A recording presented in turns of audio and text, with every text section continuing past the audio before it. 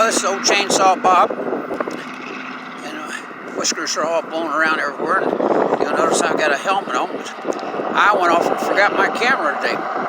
So it's going to take me a ride. So I thought I'd try one. I wanted a little bit of a video on the cell phone here.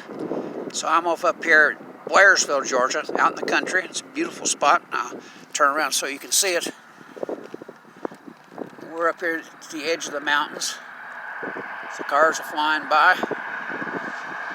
Sun's out. It's about 65, 67 degrees, I guess. I'm riding my Honda CT700X today. And just enjoying the heck out of this ride. So I just wanted to... Today is March the 30th, I guess, yeah. Tomorrow's the 31st. And Monday's April Fool's Day. And so anyway, I just wanted to everybody know I've been out riding.